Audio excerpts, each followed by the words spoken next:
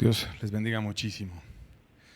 Gracias a Dios que nos permite disfrutar de la alabanza, tener su presencia, tener su ayuda y también continuar aprendiendo la palabra, que siempre tiene verdades nuevas que enseñarnos y es muy hermoso poder aprender lo que Él dejó para nosotros. Vamos a pedir su presencia también en la exposición, como estuvo con nosotros en la alabanza. Padre bueno, quédate con nosotros, Señor. Te necesitamos, Señor. Ven a hablar a nuestros corazones, ven a ligar nuestros corazones a ti, Señor. Rompe cualquier atadura a cualquier hombre, situación, temor, persona. Queremos estar amándote a ti con libertad, Señor. Ven a bendecirnos hoy, en el nombre de tu Hijo amado. Amén. Proverbios 29-25, vamos a hablar sobre el temor al hombre el día de hoy, un mensaje que viene resumido en este versículo que vamos a leer. Dice: el temor al hombre pondrá lazo, mas el que confía en Jehová será exaltado. El temor al hombre pondrá lazo, mas el que confía en Jehová será exaltado. Y aquí está hablando del temor, y al hablar del temor hay que diferenciar lo que es un temor enfermizo, un temor inadecuado, un temor que no te lleva a algo positivo, de un miedo natural y normal, que es un sentimiento que incluso te puede proteger y te puede ayudar en ciertos momentos.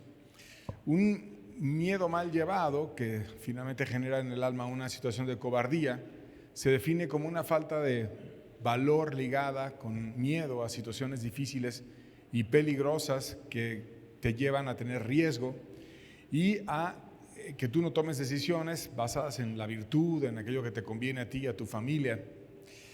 Y ese miedo no es otra cosa más que una sensación de angustia provocada por la presencia de un peligro real o imaginario. Y en un buen sentido es un sentimiento que Dios puso dentro de nosotros y que te libra de circunstancias difíciles o de meterte en problemas. Por ejemplo, si ves a un león en un zoológico, no te metes a la jaula con el león porque tienes miedo, tienes una cautela de que el león te pueda llegar a hacer algo. Y en ese sentido el miedo te protege y te guarda y te libra de que tú vayas a tener alguna tragedia o alguna dificultad. Pero ¿qué pasa cuando ese miedo no está en algo que te pueda resultar riesgoso a ti, sino ese miedo está en el hombre? Está en un hombre, en una mujer, en una persona que te pueda, según tú, llegar a controlar. Y en ese caso, dice el versículo que leímos juntos, el temor al hombre pone lazo. Por lo tanto, es utilizado el temor para manipular a las personas. Y tristemente este aspecto de que el temor al hombre pone lazo ha sido muy utilizado a lo largo de la historia por gobiernos, por grupos, por personas, de muchas maneras. Por ejemplo, en el aspecto religioso ha sido usado para que a través del temor muchas personas empiecen a asistir a grupos. Por decir uno de tantos ejemplos, se utiliza el temor al fin del mundo para agregar adeptos a grupos religiosos. Y esa práctica se ha dado en muchos grupos. William Miller, un predicador norteamericano, en 1843, él predijo que iba a venir el fin del mundo. Y entonces millones de personas empezaron a ser influenciadas por él y a decir que ya venía el fin del mundo. Luego llegó 1843 y no llegó el fin del mundo. Y entonces lo reagendó a 1844, como si hubiera un año más de chance. Y la gente de nuevo volteó a ver, bueno, a lo mejor este año sí, ya viene el fin del mundo. Y ese año le terminaron llamando como el gran chasco o el gran fiasco, porque finalmente no llegó el fin del mundo y muchos se desilusionaron de esa falsa predicción. Pero ese hombre no fue el único. Muchas religiones han hecho eso. Los testigos de Jehová han hecho predicciones en muchas fechas. Por ejemplo, 1914, que viene el fin del mundo. No es 1914, es 1925, No es 1925, es 1975, es el 2000. Y el estar moviendo las fechas empieza a crecer mucho la cantidad de adeptos que tiene el grupo. Luego se desilusionan, bajan y luego ponen otra fecha. Y cuando viene la fecha empiezan también a venir otros más. Y bueno, así hay grupos, Hablábamos en exposiciones previas de Marshall Applewhite, que en 1997 dijo que venía una nave y que se iban a elevar a esa nave y promovió un suicidio colectivo entre sus seguidores para que partieran de esta vida, para ellos una especie del fin del mundo. Y entonces, ese temor de que ya viene un final mueve a las personas a llegarse a grupos religiosos. Y una vez que tienen adeptos, a veces, a través del temor, los presionan con fines económicos. Y esto también se ha dado muchas veces a lo largo de la historia. Por ejemplo, la Iglesia Católica tenía una forma de presionar para que tú libraras a las personas cuando estaban en el purgatorio a través de la compra de indulgencias para esos que habían caído en el purgatorio. Y había un predicador famoso que era Johann Tetzel, que era el que recogía las indulgencias, y él tenía una frase que se hizo famosa que decía: tan pronto como la moneda en el cofre suena, el alma del purgatorio sale sin pena. Y entonces era una presión psicológica muy grande para que los familiares, conmovidos de que alguien había partido de esta vida, pues decían: imagínate, se está quemando, ahorita está en el purgatorio, qué duro, ¿no? ¿Y quién no va a querer sacar a un ser querido del purgatorio? Y entonces tú necesitas pagar a la iglesia aquí para que pueda salir tu familiar del purgatorio. Y no es otra cosa más que utilizar los sentimientos de relaciones humanas y el temor para obtener beneficios. La cienciología también fue acusada de situaciones similares, presiona concursos caros y materiales de alto costo, y si tú no te involucras, puedes tener amenazas de ser excluido o marginado, según han dado testimonios las personas que han practicado esta creencia. Hay otra más, la Orden del Templo Solar, que ellos hacían una fuerte presión financiera para financiar a esta secta y empezaban a presionar para que hubiera venta de propiedades o de herencia, y te daban presiones a través de argumentos y te aseguraban que ibas a tener un lugar grande en la próxima vida, en la vida celestial. Y normalmente la gente rica es peleada por los grupos religiosos para explotarla después, y los tratan de generar como sus adeptos, y después les van metiendo miedos sutiles para que los terminen financiando. Y ese temor también es usado no solamente para obtener beneficios económicos, sino también es usado para que no dejes al grupo. No dejar a un grupo por temor, no porque estés convencido, sino por temor. Por ejemplo, la Iglesia Católica generó un organismo que fue la Inquisición, y ellos investigaban a las personas y después de investigarlas los acusaban de herejías, y hacían juicios que eran conocidos por sus tratos inhumanos y brutales. Quemaban públicamente a herejes, los hacían un espectáculo y controlaban la información.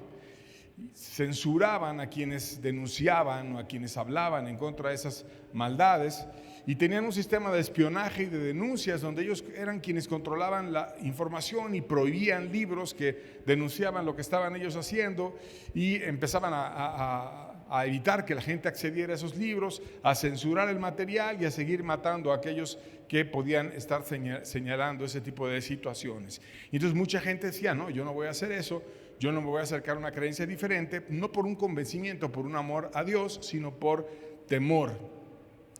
También, tristemente, los grupos religiosos en ocasiones han usado a sus seguidores para infundir miedo en otros y controlar a la sociedad. Por ejemplo, Charles Manson, de la secta de la familia, él manipuló a sus seguidores para cometer delitos violentos en la década de los 60, y presionaba después también a muchos de ellos para que donaran sus bienes al grupo, y usaba los ingresos que tenía para financiar otras actividades delictivas. Y es triste empezar a ver cómo ese lazo que pone el temor al hombre lo han usado todo tipo de grupos.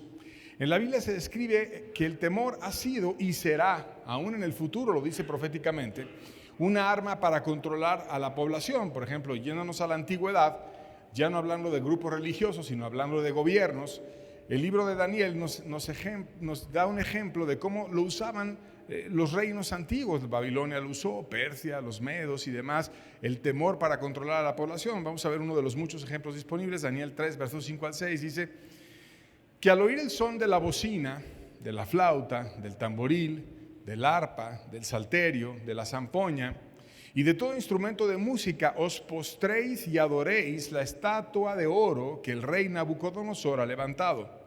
Y cualquiera que no se postre y adore inmediatamente será echado dentro de un horno de fuego ardiendo. Aquí te estaban buscando promover un sistema de adoración estatal con una estatua que exaltaba al rey, a Nabucodonosor y demás, y que si tú no lo adorabas, entonces ibas a ser echado al fuego ardiendo. Y hay 3 personajes interesantes en la Biblia que son Sadrach, Mesach y Abednego, que ellos no cedieron ante el temor de estar adorando un sistema político que no era correcto en su época, porque decían, pues ¿a quién le voy a dar ese corazón, esa adoración si no es a Dios? Y entonces ellos fueron arrojados al fuego, y vino uno que era un cuarto entre ellos, que era semejante al Hijo de los dioses, como lo escribieron los mismos paganos. Y es una referencia muy hermosa de cómo Jesucristo está con nosotros cuando nos paramos por Él y cuando resistimos y hacemos aquellas cosas que a Él le agrada y no cedemos al temor. Y el mismo Nabucodonosor quedó impresionado y recibió verdades a través de esos 3 hombres valientes que pusieron en primer lugar a Dios y que no le temieron a una regla injusta que estaba poniendo un rey sumamente poderoso y que había conquistado a muchos reinos en su época. Y eso que pasó en la antigüedad, también en historias más recientes, ha sido ampliamente utilizado. El temor, por ejemplo, Hitler llevó a muchos alemanes a la guerra y no te podías oponer porque si no eras perseguido, y también infectó a la sociedad alemana con miedo a los judíos y los convenció de atacarlos para eliminar un mal en su pueblo, y trajo el asesinato sistemático de millones de judíos en la Segunda Guerra Mundial, precisamente sembrando miedo en la población con aquellos a quienes quería atacar. Nos van a hacer daño, si no los matamos ahora nos van a acabar ellos matando a nosotros, y empezar a generar calumnias y mentiras en contra de los judíos para que la gente tuviera una histeria colectiva y estuviera de acuerdo con apartar a los judíos. Y no solamente Alemania, y en todos lados se da este tipo de situaciones. Stalin, por ejemplo, el dictador ruso, hizo una gran purga en 1930 donde eliminó a miles de personas enemigos del régimen, y el miedo de ser acusado de traición llevó a la autocensura y el silenciamiento. Entonces ya tú no hablabas nada en contra del régimen porque ya muchos miles inicialmente y después millones terminaron muriendo por oponer a aquel dictador. En la actualidad está Kim Jong-un de Corea del Norte, que tiene un control férreo y absoluto de su población, promueve el culto a la personalidad, tiene un aislamiento informativo de la gente en Corea del Norte, y si tú te escapas, no solamente se desquita contigo, si es que te atrapa, sino también con tu familia, y empieza a generar castigos muy fuertes para que las personas tengan miedo y entonces nunca se rebelen y terminen siempre votando y fortaleciendo y ayudando a aquel régimen. Y esto pasa en todos lados. Muchos criminales en México y en otros países también, a través del miedo, controlan, hacen lo que sea, son dueños de la plaza y empiezan a cobrar el derecho de piso, o te hacen daño, te amenazan, y mucha gente no habla ni dice nada porque tiene miedo y porque sabe que hay otros que han aparecido colgados de puentes y de situaciones así, que dices, no, mejor no digo nada porque es peligroso, y a través del miedo terminan controlando a muchas personas. Y eso pasa en nuestro país y en otros países también. Y lo que está pasando actualmente con el control a través del miedo también se va a dar en el tiempo final. Y vamos a ver una profecía de cómo ese miedo va a ser utilizado como arma en el tiempo final. Apocalipsis 13, versos 15 al 17 dice: y se le permitió infundir aliento a la imagen de la bestia, para que la imagen hablase e hiciese matar a todo el que no le adorase. Esto no ha pasado todavía, pero va a pasar.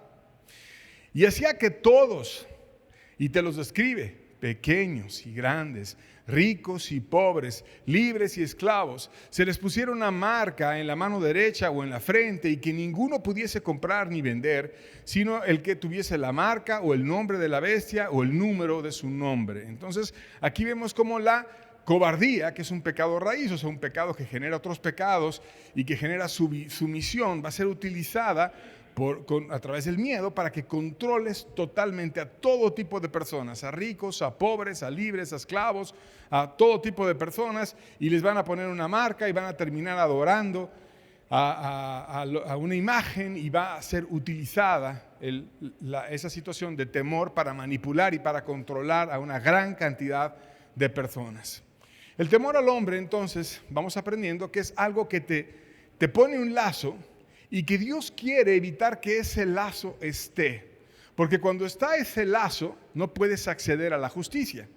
De hecho, es interesante que los países que han intentado romper ese lazo cuando ha habido un temor muy grande, lo hacen precisamente tratando de guardar al juez y a los testigos para que puedan ser juzgados aquellos que tienen una capacidad de hacer mucho daño. Por ejemplo, en Italia, en Colombia, en Perú, usaron jueces sin rostro para evitar que el crimen organizado se infiltrara en los juicios a través del temor. Entonces, los jueces que presidían casos relacionados con la mafia mantenían su identidad en secreto, usaban nombres claves y se daba un acceso limitado a la información. También hicieron testigos protegidos, en donde se les podía cambiar la identidad a los testigos, se les daba seguridad. A veces en países con los que tenían tratados se les llevaba a otro país, le fabricaban un pasaporte, una vida, una historia y demás para que pudieran estar en otro lugar sin tener la presión de tener un grupo poderoso que los quería matar.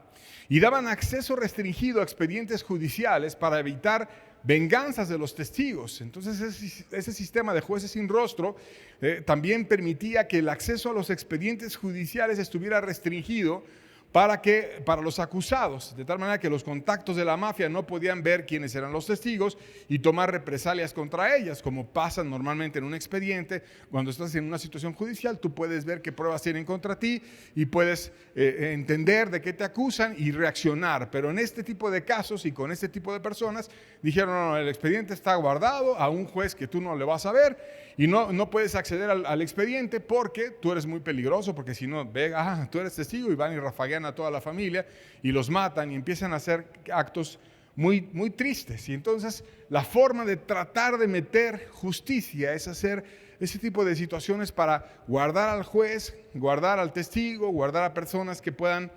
ser controversiales o ser amenazadas y que terminen no hablando por eso, y empiezan a actuar de manera astuta porque es un grupo demasiado poderoso, porque puede generar mucho daño o porque infunde demasiado temor, y el temor al hombre pone lazo.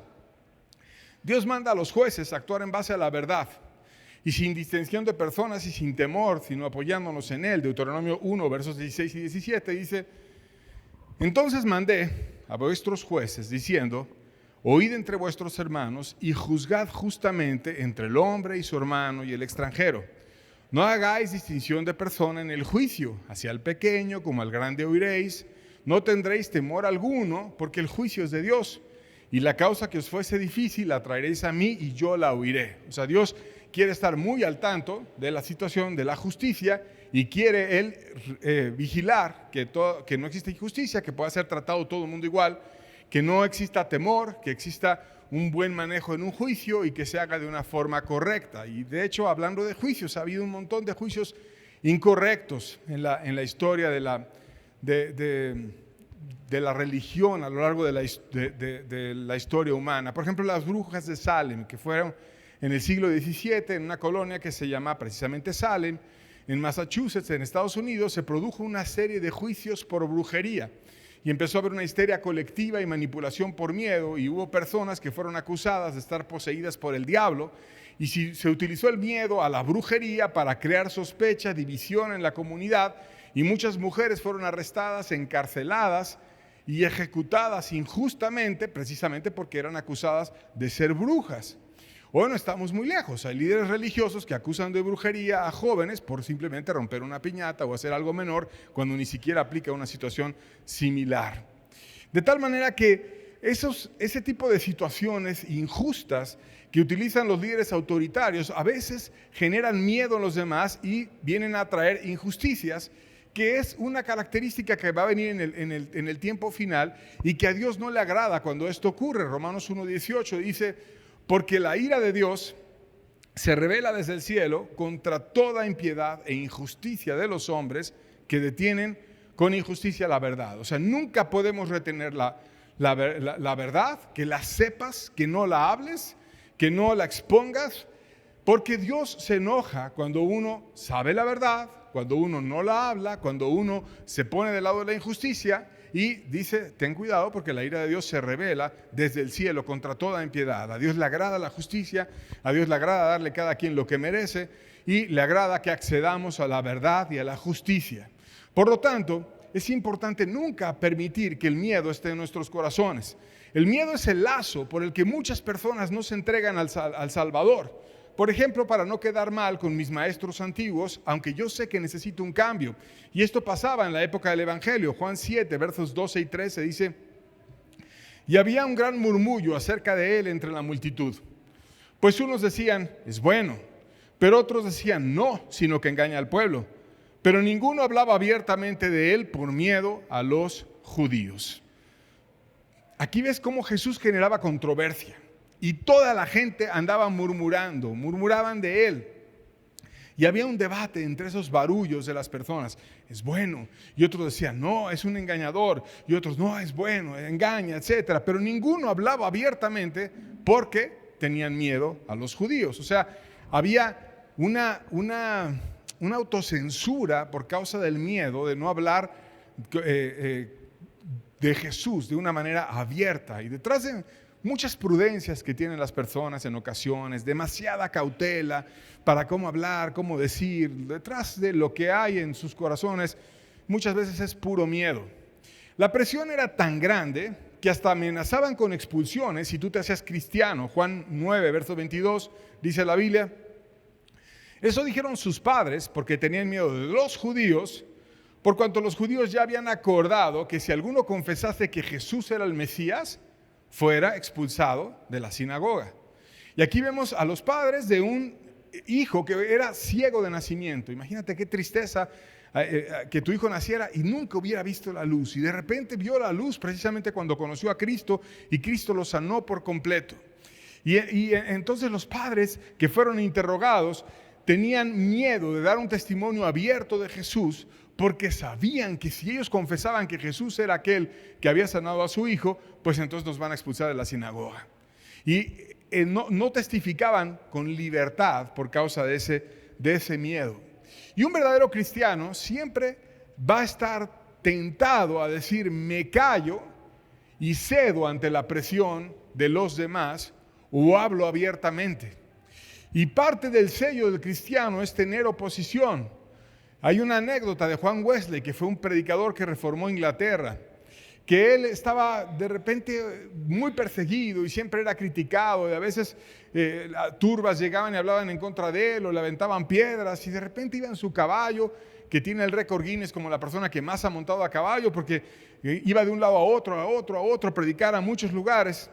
Y ese Juan Wesley iba orando y de repente se puso a pensar y dijo, oye, no he estado siendo perseguido en las últimas semanas, quizás me estoy entibiando, quizás ya no estoy pagando el precio como Dios quiere, quizás ya estoy empezando a tener un corazón que no está promoviendo las verdades como Dios es digno de que lo haga. Dejó el caballo, lo amarró, se metió al bosque y se puso a orar hincado delante de Dios, diciendo, Señor, ¿qué me está pasando? ¿Por qué ya no hay persecución como antes? La persecución es parte del cristiano. ¿Por qué ya no es así? Y mientras él oraba, empezó a oír el zumbido de unas piedras que le pasaban por arriba de la cabeza. Y ya que oyó el zumbido de aquellas piedras, dijo, no, gracias, Señor. Otra vez llegó la persecución, es normal entonces mi vida. Y se paró feliz, tomó su caballo y siguió predicando. Porque es algo normal en una persona que está hablando la verdad. Puede enfrentar controversias. Incluso había gente en la época de Jesús que tenía una fe real, o sea, verdaderamente confiaba en Jesús. Pero su fe era limitada por el temor a perder el estatus. Juan 12, versos 42 y 43 dice, con todo esto, aún de los gobernantes, muchos creyeron en él, pero a causa de los fariseos, no lo confesaban para no ser expulsados de la sinagoga, porque amaban más la gloria de los hombres que la gloria de Dios. O sea, políticos que creían en Jesús y que decían, eso que dice Jesús es cierto, habla palabras diferentes, pero como querían quedar bien con los fariseos y a los políticos les gusta eso, quedar bien con todos, no lo confesaban para no tener un grupo en contra de ellos y no querían ser expulsados de la sinagoga. Les importaba más quedar bien con los fariseos que quedar bien con Dios. Y a veces no puedes quedar bien con todos. O quedas bien con Dios o quedas bien con el hombre. Y entonces ellos escogieron quedar bien con el hombre. Por lo tanto, el temor vemos que es un lazo para evitar las controversias de los que son llamados a poner a Dios en primer lugar y a su verdad también en primer lugar. Y que ese lazo te puede llevar a que tu alma termine atrapada. Por ejemplo, Saúl. el rey Saúl puso en primer lugar la opinión del pueblo, aún de una forma superior a lo que Dios le había encargado a él, y Dios lo terminó desechando como rey por cobarde, y a través del profeta Samuel lo reprendió. Primera de Samuel 15, versos 23 y 24, la primera parte del 24 dice: porque como pecado de adivinación es la rebelión, y como ídolos e idolatría la obstinación. Por cuanto tú desechaste la palabra de Jehová, él también te ha desechado para que no seas rey. Entonces Saúl dijo a Samuel: yo he pecado, pues he quebrantado el mandamiento de Jehová y tus palabras, porque temí al pueblo y consentí la voz de ellos. Aquí vemos cómo Dios le declaró a él que lo había desechado porque él cambió la palabra de Dios. Y Saúl reconoció: yo lo que hice es quebranté el mandamiento de Dios porque temí al pueblo y consentí la voz de ellos. O sea, el pueblo no quiso que Saúl obedeciera como Dios se lo pedía. Y tenía de dos: o hacía lo que Dios le pedía, o hacía lo que el pueblo quería que hiciera. Pero un verdadero líder puesto por Dios debe de hacer lo que Dios pide, no lo que el pueblo pide, porque en ese caso, si el pueblo estaba juzgando algo inadecuado, debía de ser persuadido por el líder que le explicara al pueblo: no, mira, es que Dios lo dijo así, es correcto por esto, que los hiciera entender y todos se hicieran a una entre ellos y una con Dios, y entonces la nación hubiera sido altamente bendecida. Pero en vez de explicarle al pueblo las razones y llevarlos a confiar en Dios, tuvo miedo, no quería tener la oposición de los demás, se le puso junto al pueblo en contra de Dios y terminó siendo desechado. Porque un líder que no se pone del lado de Dios no sirve, y Dios quiere que el líder lo siga primero a él. Y este error que tuvo Saúl también lo tuvo el apóstol Pedro. Tuvo un temor que llegó a un actuar como mundano para evitar meterse en problemas con los demás. Mateo 26, versos 69 al 74, dice la Biblia: Pedro estaba sentado afuera del patio y se le acercó una criada diciendo: tú también estabas con Jesús Galileo. Aquí es cuando habían aprendido a Jesús y lo estaban juzgando para ser crucificado el día siguiente. Dice: mas él negó delante de todos diciendo: no sé lo que dices. Saliendo él a la puerta, le vio otra y le dijo a los que estaban ahí: también este estaba con Jesús Nazareno. Pero él negó otra vez con juramento: no conozco al hombre. Un poco después, acercándose, los que por ahí estaban dijeron a Pedro: verdaderamente también tú eres de ellos, porque aún tu manera de hablar te descubre. Y entonces él comenzó a maldecir y a jurar: no conozco al hombre, y enseguida cantó el gallo. Y Jesús le había dicho que lo iba a negar varias veces antes de que el gallo cantara. Dos criadas lo hicieron caer porque tuvo temor al hombre y no tuvo temor a aquella palabra que Jesús le había dicho de que lo iba a acabar negando. Y empezó, aún cuando ella le decía: no, tú sí eres de los seguidores de él, porque tu manera de hablar te descubre. O sea, no andaba hablando con vulgaridades, no andaba hablando con maldiciones, con groserías, hablaba de una manera propia, adecuada. Y este pasaje te deja saber cómo Jesús instruía a sus discípulos a hablar. Y entonces ellas al oír cómo hablaba Pedro, dijeron: no, este habla como ellos, este tiene una manera de hablar educada. Y entonces estaba tan lleno de temor que para convencerlas de que no era cristiano, se puso a maldecir y a jurar que no conocía a Jesucristo, y de esa manera negó a Cristo por el temor de aquellas criadas que pudieran acusarlo y que lo pudieran también llevar a ser ejecutado, como Jesús estaba en una gran dificultad cuando lo estaban juzgando injustamente. Entonces, la caída de Pedro fue por cobarde, y ese lazo y esa debilidad también muchos años después lo volvió a enfrentar, y el diablo le volvió a arrojar una tentación de nuevo en la misma área.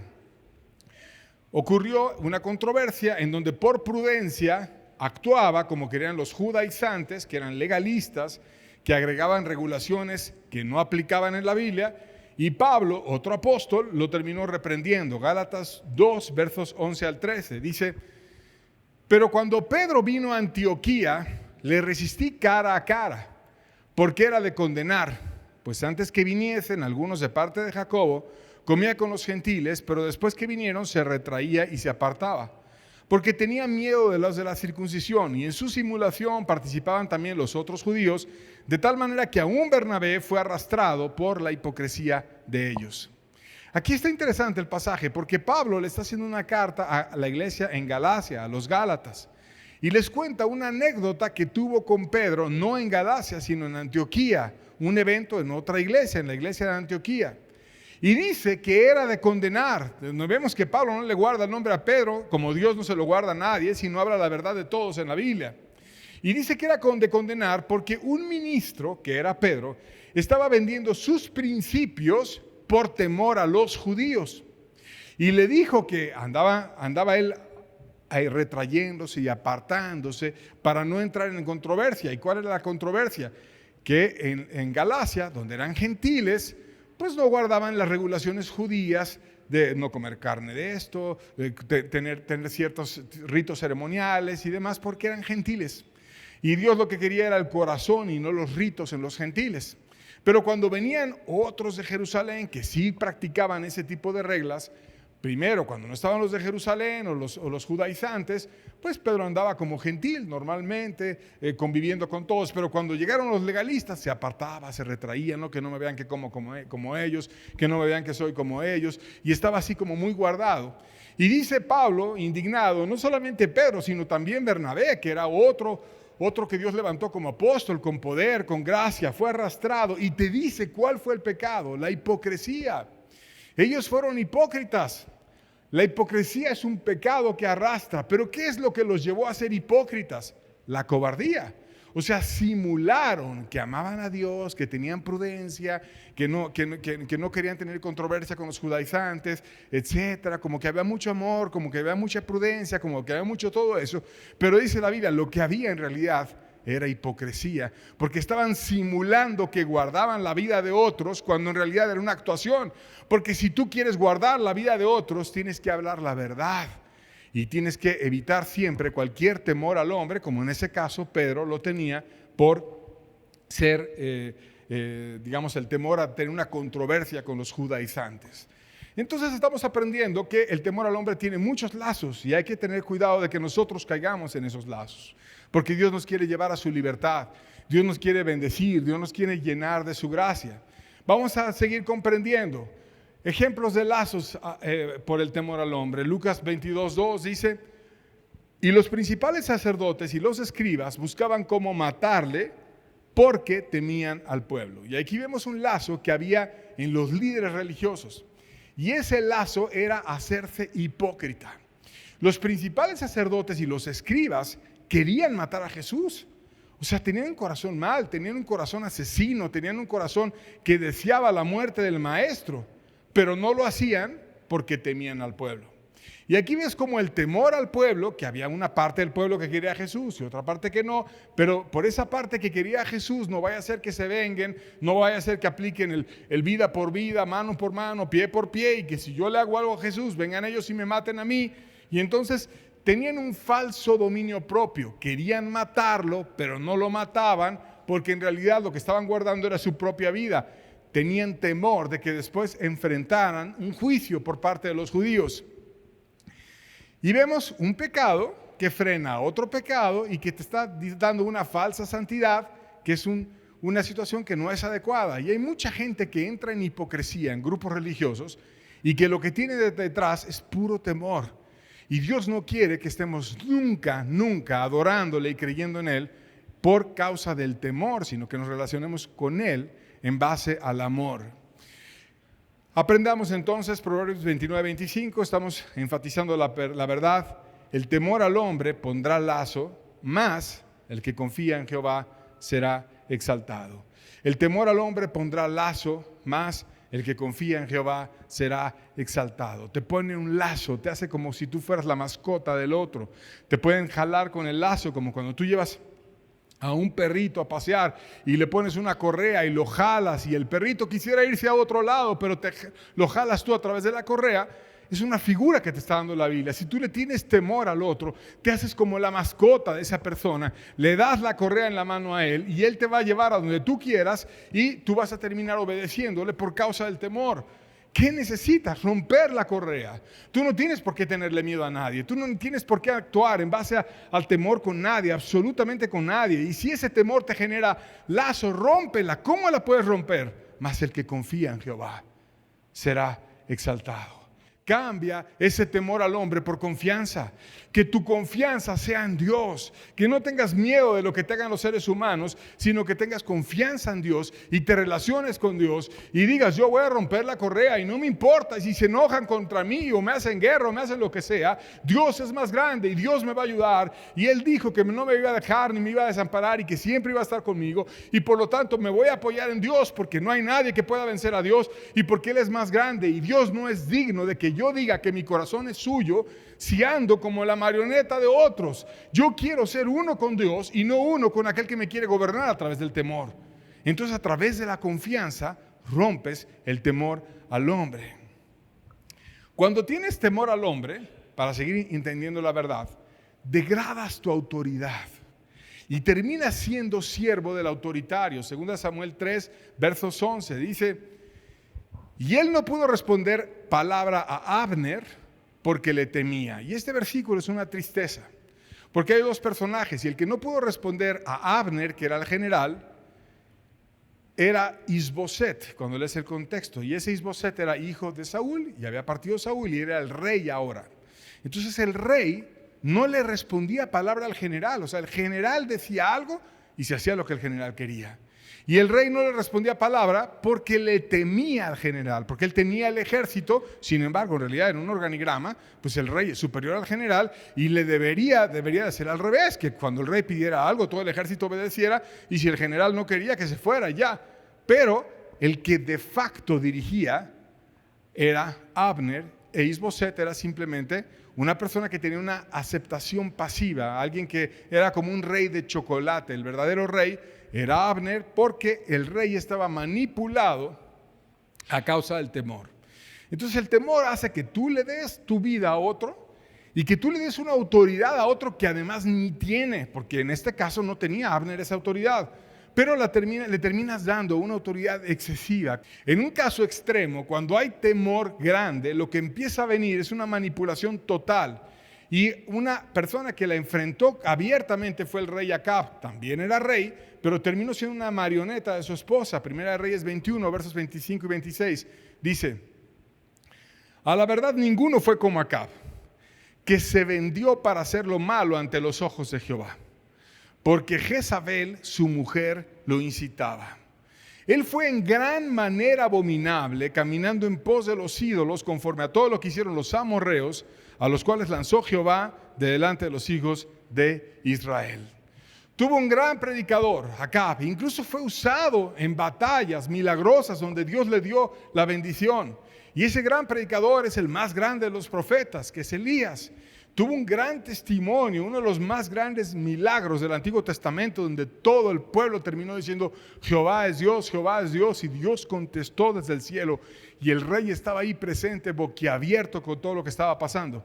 Pero no le servía de nada, porque tú puedes tener muchos milagros, muchas bendiciones, mucha misericordia de Dios, pero si en tu corazón ya le diste la elección de tus decisiones a un tercero, ya no se puede hacer nada con tu vida. Ya Acab estaba en una manipulación total. Ninguno había como él, porque se vendió a hacer lo malo, haciendo grandes maldades como los amorreos, y fue en gran manera abominable, muchas maldades, cosas execrables hizo, cosas altamente injustas y que a Dios le desagradaban muchísimo. ¿Por qué lo hizo? Porque su mujer lo incitaba. Entonces la mujer le decía algo y él lo hacía. La mujer le hacía una carita, no, y ya no lo hacía.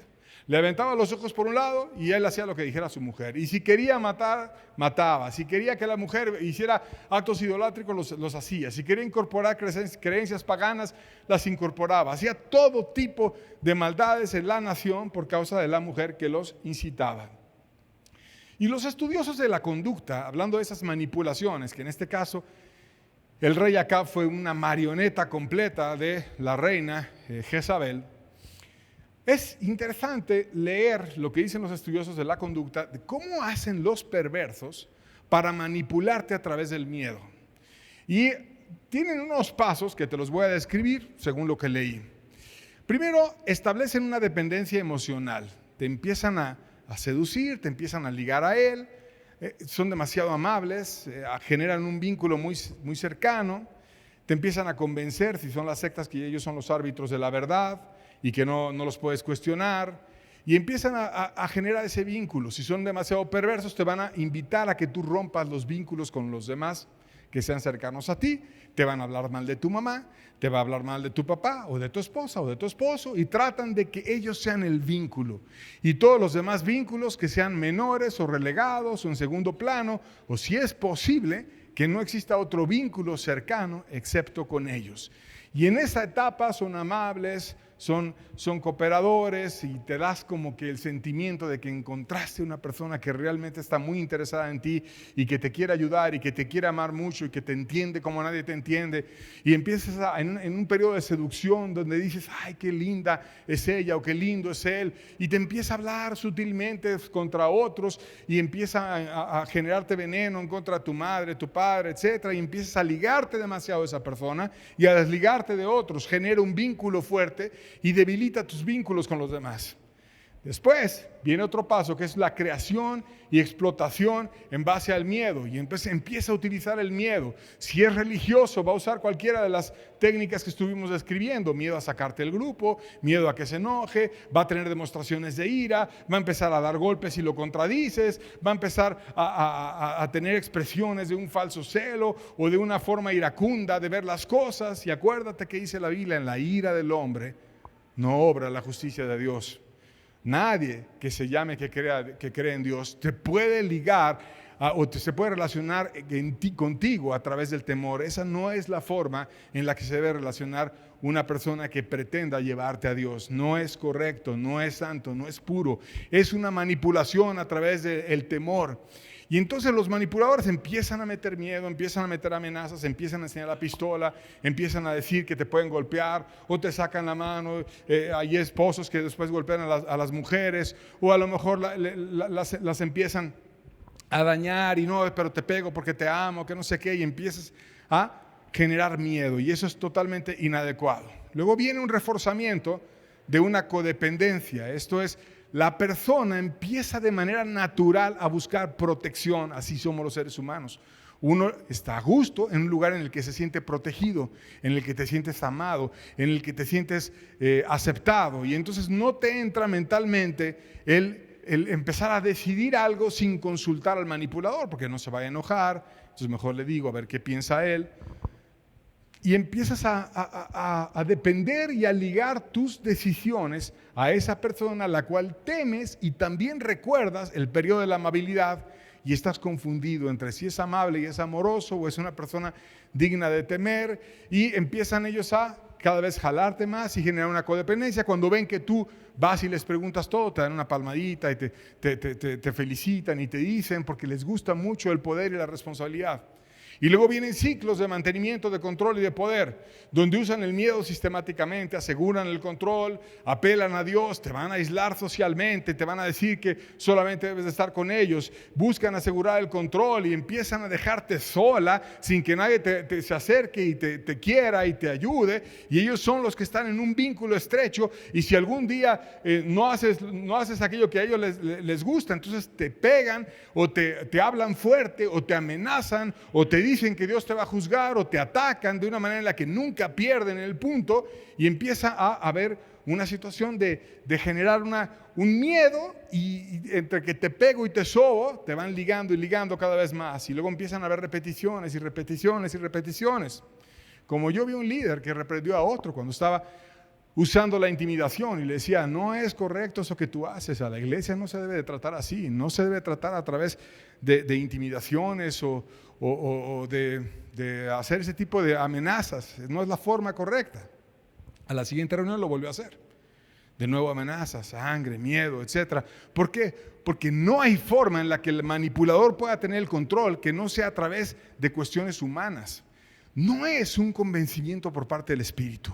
No es que Dios te ligue a ellos, sino es una astucia humana en la que te van envolviendo y envolviendo y envolviendo por medios totalmente carnales y humanos, pero no por un un medio espiritual en donde Dios te convenza y te lleve, si no es un esfuerzo totalmente humano, y hay que tener mucho cuidado de eso porque es demasiado dañino. Entonces empieza a haber una situación dura, difícil, donde la gente termina cediendo su voluntad a lo que hace el manipulador, y hay veces, después de que se da muchas veces queda entrenada la persona, y entonces ya si le pegan, si lo insultan, si lo humillan, si lo degradan, si lo hacen de menos, como quieran, no puede soltar a esa persona, y empiezan a haber situaciones en la conducta donde ya quedó nulificada su voluntad, ya quedó vendida sus decisiones a lo que el manipulador quiere, o la manipuladora, como en el caso de la reina Jezabel, y termina nulificado aquel gran valor que Dios nos dio a todo ser humano. Y ese gran valor que Dios nos dio a todo ser humano es la libertad.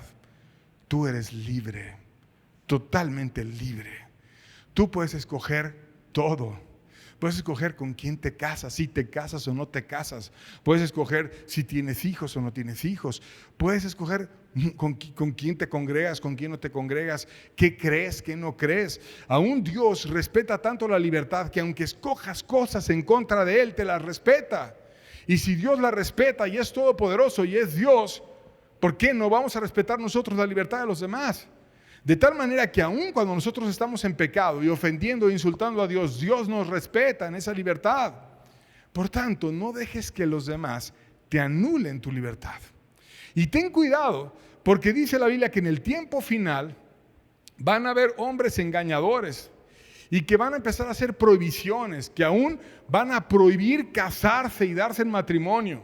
Y algunos, cuando están tan envanecidos, quieren tener tal control sobre las personas que te dicen, no, tú no te puedes casar con ella, tú no te puedes casar con él, tú esto, tú lo otro. Ten cuidado, porque Dios te dio la libertad. Y Dios te dice, puede decirte consejos, qué conviene, qué no conviene, pero el que va a elegir eres tú. Y ese tipo de decisiones tan importantes para tu vida, como con quién te vas a casar, si te vas a casar, si no te vas a casar, etcétera, no es otro el que las tiene que tomar por ti, sino eres tú el que las debes de tomar. Y debes de orar en humildad con Dios, pedirle sabiduría y también hacer el mejor de los juicios y decidir para tu propia vida porque es lo correcto. Jezabel, que era muy manipuladora, no solamente a su marido, sino también a otros trataba de manipular.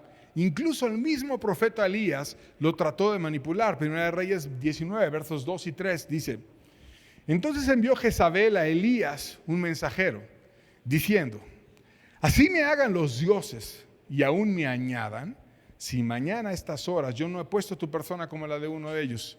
Viendo pues el peligro, se levantó y se fue para salvar su vida. O sea, aunque Dios quiera y haga lo que sea, yo te quiero decir algo, Elías. Te voy a matar. Y apuntó a unos profetas que estaban muertos, y así tú como esos profetas, tú vas a estar muerto para mañana. Entonces Elías se levantó y se fue para salvar su vida, porque vio a la reina muy decidida a acabar con su vida.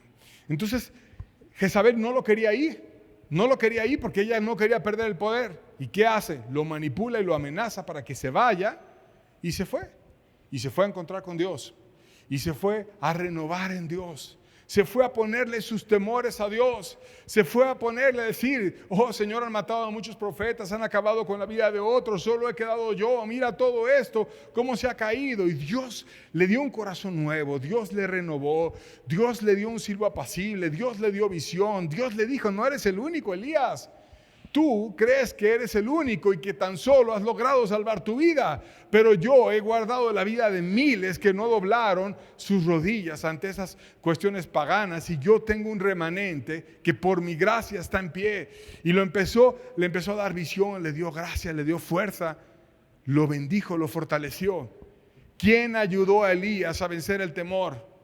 Dios. ¿Cuándo seremos como Elías? Que vayamos con Dios y pongamos nuestros corazones temerosos y le digamos a Dios, y Dios venga y nos libre y nos ayude para no caer en situaciones de ligarnos a personas caídas a través del temor. Entonces, el temor al hombre también te liga a muchas otras cosas. Por ejemplo, otros pecados. Apocalipsis 21:8 dice: pero los cobardes e incrédulos, los abominables y homicidas, los fornicarios y hechiceros, los idólatras y todos los mentirosos tendrán su parte en el lago que arde con fuego y azufre, que es la muerte segunda. Y aquí te está diciendo una serie de pecados que muchas veces van ligados. Y el primero que menciona es los cobardes. Y luego te dice los incrédulos. Porque muchas veces detrás de la cobardía viene la incredulidad. No logras creer que hay un Dios que te puede librar. Como estaba todo el pueblo temblando cuando llegaba Goliat y retaba a todos los hombres. ¿Y quién va a venir y va a pelear contra mí? Tanto que las armaduras de uno contra otro sonaban. Y ninguno quería, hasta que llegó un muchachito que no venía de esa batalla, sino que venía de cuidar a las ovejas, y vino el Espíritu sobre él, que fue David, y fue y venció a Goliat. Venía la incredulidad por causa de la cobardía. Y luego te dice otros muchos ejemplos, los abominables, aquellos que hacen cosas que desagradan profundamente a Dios, como líderes que se hacen tiranos y otros que los ven y no hacen nada, sino que los toleran y permiten grandes injusticias. ¿Y por qué permiten grandes injusticias? Porque les tienen miedo y porque no los quieren enfrentar y por eso las permiten. Y luego vienen mentiras, como aquellos que hasta mienten para no quedar mal con el jefe, con el líder, y vienen fornicaciones, como personas que realmente ni querían tener relaciones con otro, pero a causa de que le tienen miedo, terminan cediendo, y esa no es la forma de entregarte tú a otra persona, sino lo debes de hacer por amor y no porque le temas a la otra persona. E incluso dice asesinatos y otros pecados, la venta de drogas, la corrupción. ¿Cuántas maldades hay? Precisamente porque hay un temor al hombre. ¿Cómo escapar al temor al hombre? ¿Cómo hacerle para escapar? Lucas 12, versos 4 al 5. Hay que arrepentirse, dice: mas os digo, amigos míos, no temáis a los que matan el cuerpo, y después nada más pueden hacer. Pero os enseñaré a quién debéis temer. Temed a aquel que después de haber quitado la vida tiene poder para echar en el infierno. Sí, os digo, a ese temer. O sea, Dios, que tiene el poder para echar todas las almas que Él quiera al infierno, si a alguno deberíamos de poder temer es a Él. Pero aún cuando estudias la Biblia y te dice ten cuidado y ten temor de mí y de nadie más, ese temor no es un temor enfermizo, no es un temor de sentir Dios me va a aplastar en cualquier momento, sino es un temor de decir ten cuidado porque te voy a juzgar por tus pecados. Y cuando los empiezas a ver dices qué mal estoy, Señor. Y los ves y ves tu culpa y te das cuenta que ese temor no era más que una forma de atraerte para terminar amándolo. Y dice la Biblia que Él nos lleva a conocer su amor y que su amor echa fuera el temor. Entonces el temor es solamente como el riel, como el barandal, como si te fueras a caer y hay un barandal ahí que, hey, ten cuidado para que no te caigas. Y ya. Si Dios entonces nos pone el temor como un riel para no perdernos y aún nos enseña su palabra que no se quiere relacionar con nosotros por el temor, sino por el amor.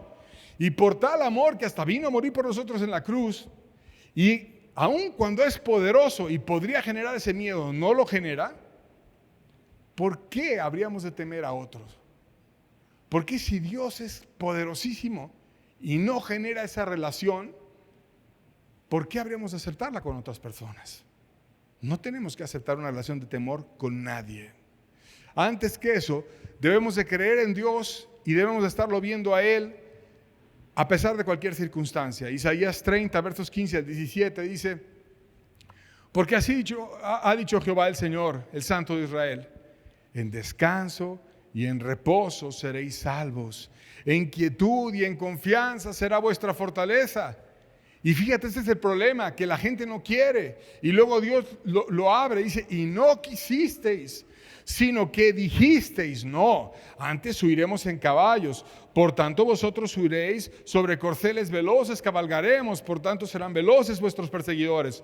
1 millar huirá a la amenaza de 1 y a la amenaza de 5 huiréis vosotros todos, hasta que quedéis como mástil en la cumbre de un monte y como una bandera sobre una colina. Si no estás agarrada de Dios, cualquier cosita te va a espantar. Aunque sean muchísimos, 5 te van a hacer huir. Aunque seas 1 millar, uno solo te va a hacer huir a 1 millar, a 1000. ¿Por qué? Porque no estás con Dios. ¿Por qué? Porque la persona no quiso andar en descanso en Dios. Pero ¿cuál es la invitación de Dios? En descanso y en reposo vas a ser salvo. En quietud, no que vayas y hagas muchas cosas, sino en que te quedes quieto. ¿Quieto haciendo qué? Pues nada, que estar quieto es no hacer nada. Y no hacer nada es en una actitud de confianza. Yo te voy a bendecir. Deja de estar todo angustiado por tus problemas. Empieza a poner tus problemas en mí y vas a tener una paz increíble. Pero cuando no confías en mí, estás tan lleno de miedos que uno solo hace huir a 1000 y que 5 hace que todo el país huya. ¿Por qué? Porque no están confiados en mí. Pero si yo soy aquel que te sustenta, entonces puedes venir y tener gracia y libertad. ¿Y qué se necesita para que este pasaje sea verdad en nuestros corazones? Fe, confianza, que creas en Dios y que descanses en Él. Porque cuando vas y dices, me voy a subir al caballo y ahí vienen mis perseguidores y voy en un corcel veloz y voy a escapar, ¿en quién confías? En tu habilidad. Y a veces estamos pensando en nuestra habilidad, en nuestro dinero, en nuestra capacidad, en nuestras cosas, pero no estamos confiando en Dios. Martín Lutero escribió una parte interesante, una anécdota de su vida, cuando él estaba muy agobiado y muy afligido. Y te lo voy a leer esa parte que él escribió. Dice, estaba atravesando una mala temporada, desalentado por los numerosos problemas que se acumulaban en mí alrededor y que amenazaban la supervivencia de la Reforma. Y ello me tenía muy intranquilo y malhumorado. Hasta que finalmente una mañana mi esposa se presentó en mi despacho vestida de luto riguroso. Extrañado y sorprendido, le pregunté quién había muerto y ella me contestó, ¿no lo sabes? Ha muerto Dios nuestro Señor. Pero Catalina, repliqué molesto, ¿cómo puede ser? ¿Cómo puedes decir semejante tontería? Dios no puede morir. Dios es eterno e inmortal. ¿Es cierto lo que dices, Martín? Absolutamente. ¿Cómo puedes albergar la más mínima duda al respecto? Tan cierto como el sol que ahora mismo nos alumbra, le contestó él a su esposa. Entonces, ¿por qué estás tan desalentado y abatido? Le dijo ella. Finalmente él dijo, comprendí cuánta razón tenía mi esposa y a partir de aquel momento controlé mejor mis emociones. O sea, él mismo confesó, yo estaba viviendo como si Dios estuviera muerto. Y hasta que la vi a ella vestida de luto para enseñarme con un aspecto representativo, me puse a pensar en lo que era mi poca fe en Dios. Y te pregunto hoy, ¿no estamos nosotros así? Viviendo como si Dios estuviera muerto, como si Dios no nos escuchara, como si Dios no nos oyera, como si Dios no nos amara, como si nuestras angustias cuando se las ponemos a Él no fueran atendidas de una buena manera. Debemos aprender a confiar en Dios y a desligarnos del temor al hombre y a ligar nuestro corazón en una confianza hacia Dios. Busquemos gracia y busquemos carácter en Dios. Segunda de Timoteo 1, versos 7 y 8 dice, porque no nos ha dado Dios espíritu de cobardía, sino de poder, de amor y de dominio propio. Por tanto, no te avergüences de dar testimonio de nuestro Señor, ni de mí preso suyo, sino que participa de las aflicciones por el Evangelio, según el poder de Dios. No te avergüences. Dios no nos dio espíritu de cobardía. Y si tú estás acobardado, es porque no estás ligado a Dios. ¿Qué necesitas? Ligarte a Dios, llenarte de su poder, ir a reconocer, Señor, te he estado atendiendo. Yo estoy igual que Martín Lutero, he estado atendiéndote a ti como si tú estuvieras muerto. Perdóname, Señor, enséñame a relacionarme contigo, enséñame a tener paz y gracia y fuerza de ti. Y entonces vas a poder dar testimonio de Él y del apóstol, como decía aquí el pasaje, y participar de las aflicciones del Evangelio según el poder de Dios. Vivir en el Espíritu verdaderamente y no vivir en cobardía. Caminar apoyándote en Dios, Hebreos 13:6 dice, de manera que podemos decir confiadamente, el Señor es mi ayudador, no temeré lo que me pueda hacer el hombre. Dios me va a ayudar, Dios me va a consolar. Confiadamente lo voy a decir, Él me ayuda, no voy a temer. Si estamos ligados a Dios, se va a romper ese lazo. Si estamos con un lazo hacia otra persona, en un temor, sea quien sea, no hay confianza. Dios se da cuenta. Tienes un montón de lazos. Y a lo mejor no tienes uno, a lo mejor tienes 2 o 3 o 4 o 5. Y estás como una persona que las tiran para todos lados y la jalan para allá, para acá, porque tu corazón le teme a todos. Y Dios quiere que no estés así. Dios quiere que rompas todos esos lazos y que te ligues a Él y que andes en la luz de Dios y no en las circunstancias, mirándolo a Él y no mirando el entorno. Salmo 27:1 dice: Jehová es mi luz y mi salvación, ¿de quién temeré? Jehová es la fuerza de mi vida, ¿de quién he de atemorizarme? No hay nadie que sea más grande que Dios. No hay tinieblas en donde el diablo, los demonios, los falsos cristianos puedan meterte a ti. Si tú estás tomado de la mano de Dios y en su luz poderosa, nadie te puede sacar de su luz poderosa. Nadie va a arrebatar una oveja de su mano. El problema es que no sabemos ponernos en su mano. Por lo tanto, aprendamos y confiemos en Dios y apoyémonos en Él y rompamos las ligaduras de los hombres y vayamos a Dios para que Él sea nuestra ayuda y aquel que nos levante. En especial es importante que no quitemos los ojos de Dios nunca, aún en medio del problema. Salmo 23:4 dice: aunque ande en valle de sombra de muerte, no temeré mal alguno, porque tú estarás conmigo. Tu vara y tu cayado me infundirán aliento. La vara y el cayado eran los elementos que tenía el pastor para cuidar a las ovejas. Y cuando una oveja estaba al lado de otra oveja y de otra oveja y de otra oveja, así en un rebaño, a veces no veías más que blanco alrededor tuyo y hacia abajo los pastos y no veías nada, pero de repente, ¿dónde está el pastor? Volteabas y el pastor tenía un palo alto, el cayado. Y es cierto que no vemos a Dios físicamente, pero muchas veces vemos su cayado. Vemos su palabra, vemos esa forma en la que Dios nos guía, como te dice a través de un mensaje: confía en mí, te quiero ayudar, te quiero bendecir. ¿Quién está detrás del mensaje? Dios, porque el que lo dejó es Dios en su palabra, no es el hombre, es Dios que te dice: mira mi cayado, mira mi cuidado, mira cómo yo te llevo a los pastos verdes, mira cómo yo te llevo a que camines conmigo, a que seas mío. Confía en mí, no mires el problema. Mírame a mí. Por tanto, no dejemos de esforzarnos por su reino y su gloria. Deuteronomio 31, verso 6 dice: esforzaos y cobrad ánimo. No temáis ni tengáis miedo de ellos, porque Jehová tu Dios es el que va contigo.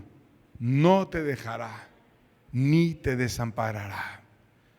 Y si no te va a dejar y si no te va a desamparar, no tengas miedo. Si tú vas a ir con Dios, ¿quién podrá hacer frente? Esfuérzate y cobra ánimo, porque Dios va contigo. Por tanto, debemos de apoyarnos en sus promesas, andar confiando en Él. Isaías 51, versos 11 y 12, dice la Biblia: ciertamente, como diciendo, te lo aseguro, te lo prometo. Ciertamente, no es una mentira lo que digo, es verdad. ¿Qué verdad? Volverán los redimidos de Jehová. O sea, yo voy a traer a los que salvé a buena tierra y los voy a llevar al cielo. Volverá nación cantando a la iglesia, lugar precioso. Y habrá gozo perpetuo, habrá sobre sus cabezas, tendrán gozo y alegría, y el dolor y el gemido huirán. Yo soy vuestro consolador. ¿Quién eres tú para que tengas temor del hombre que es mortal y del Hijo del Hombre que es como heno? Fíjate, aún a los hombres más poderosos de esta tierra, aunque tengan la capacidad de tener el botón nuclear y aventar bombas atómicas y lo que sea, Dios dice: son como heno, son como nada, como hierbita que la arrancas fácil y que al rato se seca y muere. ¿Por qué le vas a tener miedo a ellos? Si yo tengo una promesa para ti y yo te voy a llevar con los redimidos y yo te voy a llevar a un lugar donde va a haber alabanzas, donde va a haber gozo perpetuo sobre tu cabeza, donde va a haber alegría, donde no va a haber dolor, no va a haber gemido, porque yo te voy a estar consolando ahí y porque yo voy a ser el motivo de tu más grande alegría. Voy a ser tu esposo, te voy a amar, voy a estar contigo por la eternidad. Si todo eso te lo he prometido a ti, ¿por qué vas a tener temor al hombre? ¿Por qué tu corazón lo vas a ligar a temer a personas que tienen tan poca fuerza como el heno? ¿Por qué no lo ligas a mí, que yo te puedo llenar de alegría? ¿Por qué no lo ligas a mí, que puedo poner alabanzas reales en tu corazón? ¿Por qué no lo ligas a mí para que tu cabeza esté exaltada y levantada y para que tengas una dignidad diferente? Liga tu corazón a mí. Y debemos empezar a aprender a ligar nuestros corazones en Dios, porque Él es el que nos puede dar fuerza y gracia, porque sus promesas son suficientes. Y Él nos quiere ayudar y amparar. Oh, si nos desligáramos del temor, de la amargura, del pecado y nos ligáramos a Dios, nada nos pararía. Lucas 12, 31 y 32 dice: mas buscad el reino de Dios y todas estas cosas os serán añadidas. No temáis, manada pequeña, porque a vuestro Padre le ha placido daros el reino. No se trata del tamaño de la manada, se trata de quien dirige la manada. Y a tu Padre le ha placido darte el reino. Y el reino no consiste en palabras, sino en poder. Eso dice la Biblia. Acerquemos ese poder a nuestras vidas y llenémonos de gracia para tener ese poder como algo fuerte, claro y que nos dé total libertad y que estemos ligados siempre a Dios, que Él es el que nos quiere amparar y ayudar y dirigir. Amén. Entonces, vayamos a la semana, examinemos cuidadosamente nuestras vidas, qué es aquello a lo cual yo le tengo miedo, temor, o si hay un temor al hombre que no es sano, y rompamos esas relaciones que no son sanas y tengamos una relación de confianza en Dios, y Él nos va a tomar de la mano y nos va a sacar y nos va a llevar a lugares mucho mejores de aquellos en los cuales hemos estado. La elección está en cada uno de ustedes. Vayamos a poner en práctica esta palabra y Dios va a renovar tu vida. Dios les bendiga, estamos despedidos, que tengan bonita tarde.